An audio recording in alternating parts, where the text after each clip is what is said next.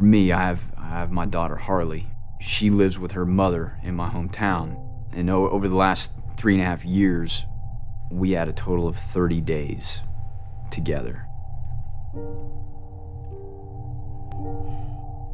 Telling her that Dad's gonna be gone for a year. She understands that's 365 mornings that she gets up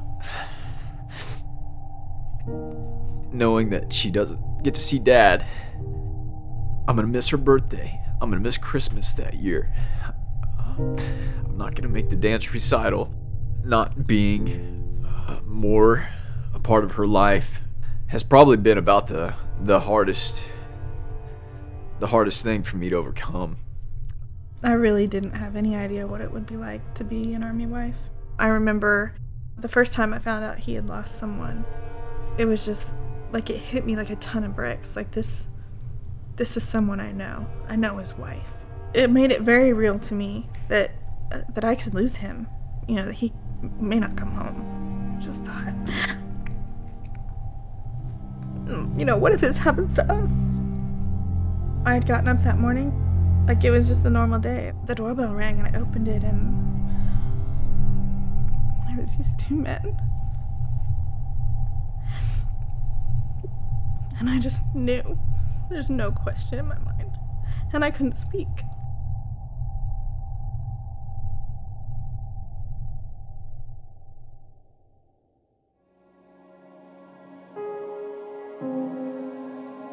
The last 14, 15 years of constant involvement in this war on terrorism has produced a myriad of challenges. We still are having a very difficult time zeroing in, focusing, and pinpointing on solutions that work.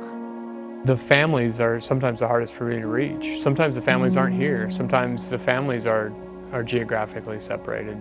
Then that's a family that I might not ever be able to connect with. One of the hardest things about being deployed is only being able to help on one side, knowing there's a hurting child back home or a hurting spouse back home, that I really have limited help to offer them. There's a lot of brokenness in the family structure. With the added stressors of coming in and dealing with deployments, dealing with missions that they can't tell their families about, being spun up, and the stressors that come with that.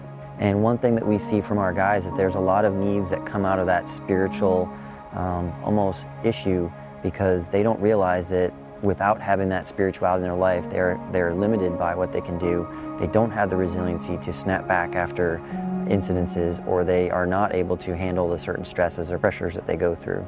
We tell military people, you were willing to sign a blank check for an amount up including your life. And while some will appreciate it, some will understand it, most of society will not, and they never will. So you've got to be able to deal with the fact that your sacrifices probably won't really be known, they probably won't be understood, and never will.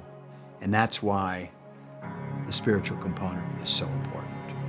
We know people need help physically, mentally, emotionally, financially, all these other ways, but what we're saying now, we believe there's a creator who's in charge of all this stuff, and I think we need to get him involved. When I start thinking about having any type of resources, anything that we could have, that we could be where people are in a digital way to reach thousands of miles across the world, and if we could get a resource like that to all of our service members and families, I think that there would be a lot less people that would feel by themselves. Contribution to support this, the help that this provides, that feeds their spiritual life, and I don't know how much more. I don't know how much more you could do to thank a veteran than invest in their spiritual life. The question is, what are we going to do about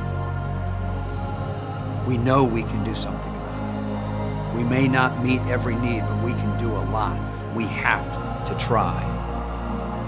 The Warrior's Journey, an online resource helping those who serve, those who have served, and their families navigate the unique challenges in their lives.